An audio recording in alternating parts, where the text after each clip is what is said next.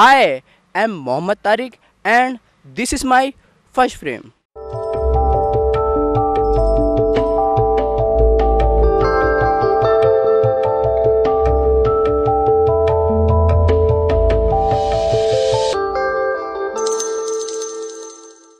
Hi, I am Asha Negi and this is my first frame.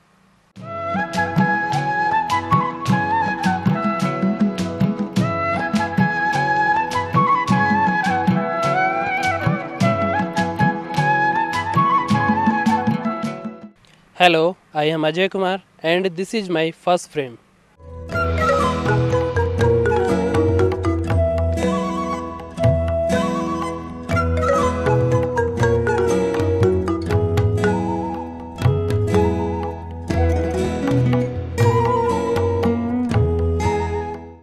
Hello friends, myself Shikhar Aturi and you're watching my first frame.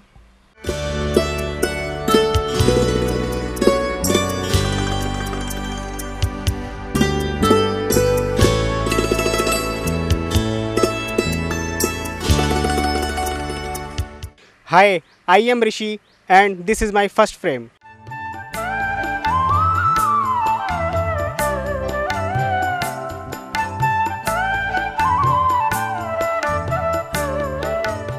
Hi everyone, myself Swati Shah. It's my first frame.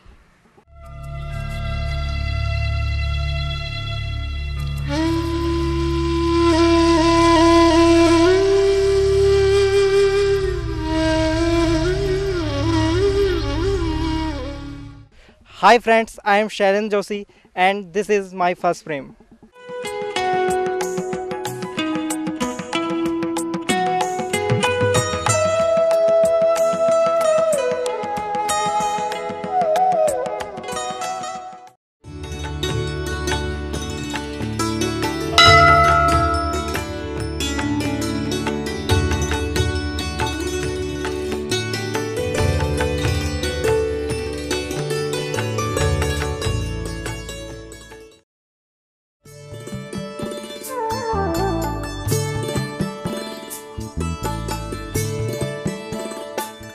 Bharat के उत्तर में पर्वतीय राज्य उत्तराखंड देवभूमि के नाम से भी जाना जाता है। राज्य की राजधानी देहरादून अपने प्रसिद्ध स्थानों व तीर्थ स्थलों के लिए लोगों को अपनी ओर आकर्षित करता है।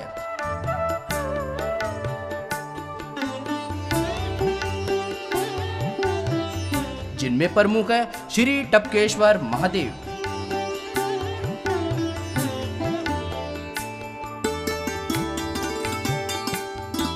इस मंदिर के दर्शन के लिए घंटाघर से गढ़ी कैंट तक लगभग 8 किलोमीटर की दूरी तय करनी पड़ती है।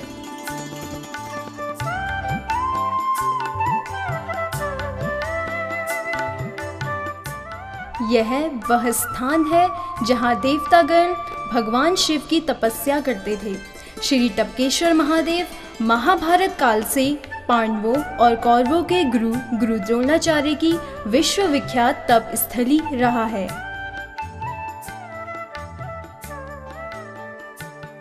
इसी स्थान पर गुरु द्रोणाचार्य ने भी तपस्या की थी।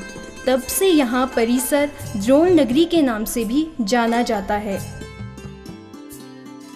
यहाँ भगवान शंकर ने अनेकों बार अपने अद्भुत दर्शन देकर श्रद्धालुओं का कल्याण किया।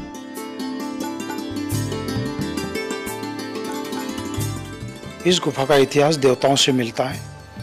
जिस दौरान देवता लोग इस देवभूमि पे जागृत अवस्था में रमण भ्रमण किया करते थे, उस दौरान देवता लोग इस गुफा में आके भगवान शिव का ध्यान लगाया करते थे। जब जब भगवान शिव की देवताओं पे कृपा हुई, तब भगवान शिव ने भूमार्ग से प्रकट होकर देवताओं को देवेश्वर के रूप में दर्शन दिए। उस दौरान देवता लोग ये जो 7 बह रही ये नदी धारा के बीच देवता लोग स्नान संध्या किया करते थे। तो उस दौरान ये नदी का नाम भी देवधारा था।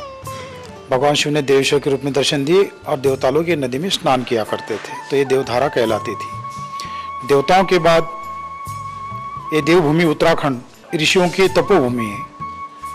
तो ऋषि लोग तपोभूमि में तपस्या कर रहे हैं और इस गुफा में भी आके भगवान शिव की ओर तपस्या कर रहे हैं। तो उनकी तपस्या से प्रसन्न होकर भगवान शिव ने उन्हें तपेश्वर के रूप में दर्शन दिए। इसी स्थान पर द्रोणपुत्र अश्वत्थामा ने 6 माह तक कठोर तप किया था। पूर्णमासी के दिन यह तपस्या पूर्ण हुई, जिससे लिंग पर दूध की धारा बहने लगी, जिससे उन्होंने अपनी भूख और प्यास मिटाई। कलयुग के चलते जब इसका दुरुपयोग होने लगा तो इससे भगवान रुष्ट हो गए। तभी से दूध जल में परिवर्तित हो गया। तब से लेकर आज तक यहाँ जल टपकता है। तभी से यह टपकेश्वर के नाम से भी जाना जाता है। अश्वत्थामा से कहा कि भाई अगर आपको दूध की इच्छा है और दूध पीना है तो भगवान से ही मांगो दूध। इस प्रकार से उन्होंने भगवान टपकेश्वर की तपस्या करके और भगवान से प्राप्त किया दूध। तो यहाँ दूधेश्वर महादेव हुए ये। और दूधेश्वर महादेव के बाद में जब दूध टपकने लगा, उनकी तपस्या और तपस्या संपूर्ण हो गई, सब कार्य पूर्ण होने यहाँ से जाने लगे, तो वो क्या हुआ कि उसके बाद में दूध गिरता रहा, लोग उसका दुरुपयोग करने लगे। तो दुरुपयोग करने से जैसे लेना, झूठा हाथ लगा देना, पीना, फिर वो ऐसा बना लिया एक। तो उसके बाद भगवान ने क्या कहे कि ये तो हमेशा ऐसे ही करते रहते हैं, तो उन्होंने वो दूध को बंद करके और जल टपका दिया। तो जब से इनका नाम हो गया टपकेश्वर महादेव। यहाँ वर्ष भर भव्य शोभा यात्रा एवं सामूहिक जलाभिषेक भी होता है। विशेष रूप से यहाँ महाशिवरात्रि के अवसर पर मेले का आयोजन भी किया जाता है। साथ में श्रवण मास विशेष पूजन भी होता है। यहाँ पर भक्तजनों द्वारा श्रृंगार पूजा, अभिषेक व भंडारों आदि का भी आयोजन करवाया जाता है।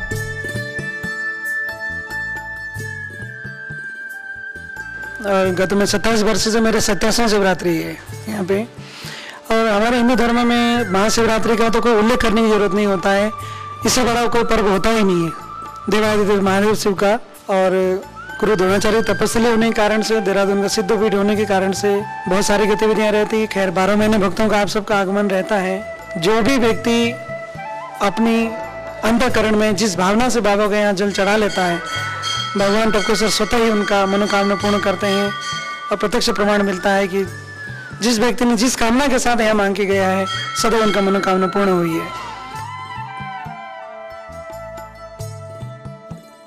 मंदिर का वातावरण शांत और शीतल है। यहाँ पर फैले प्राकृतिक वन और पक्षियों की आवाज़ दूर दराज से आए लोगों को अपनी ओर आकर्षित करती है।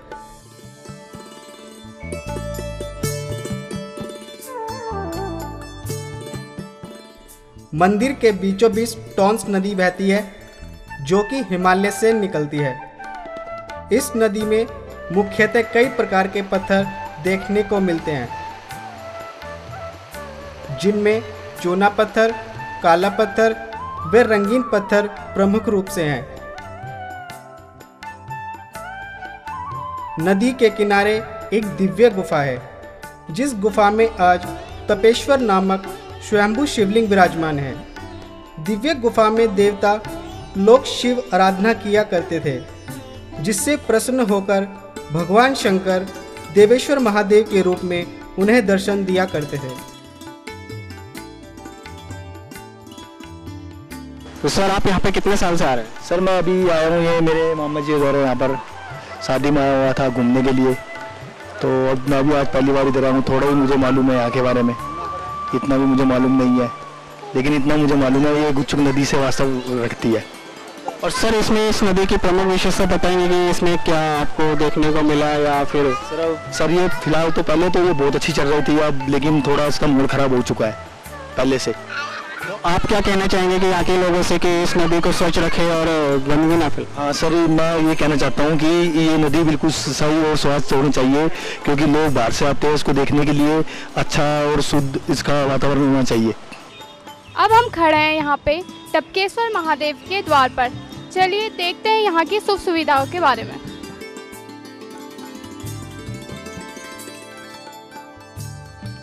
मंदिर परिसर में एक सत्संग कक्ष भी है, जहाँ कीर्तन, कथा, प्रवचन आदि होते हैं। दूर दराज से आए पर्यटकों के लिए यहाँ विश्राम घर, रेस्टोरेंट आदि सुख सुविधाएं उपलब्ध हैं। सरकार द्वारा यहाँ पर गढ़वाल मंडल विकास निगम का विश्राम घर व एक छोटी कैंटीन भी खोली गई है। मंदिर में प्रसाद चढ़ाने के लिए पंचमेवा, मखाने, नारियल, धतूरे के पत्ते, दूध, जल आदि की सुविधा भी उपलब्ध है।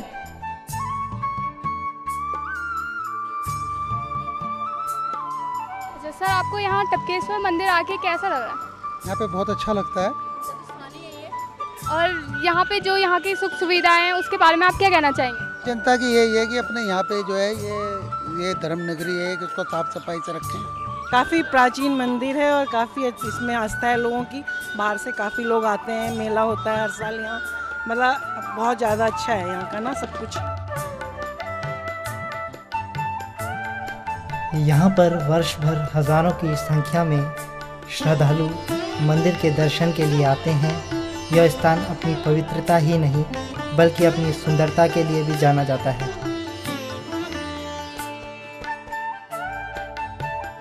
यहाँ पर भक्तगण अपनी मन्नत पूरी होने के लिए शिवलिंग पर जल चढ़ाकर भगवान शिव का आशीर्वाद प्राप्त करते हैं।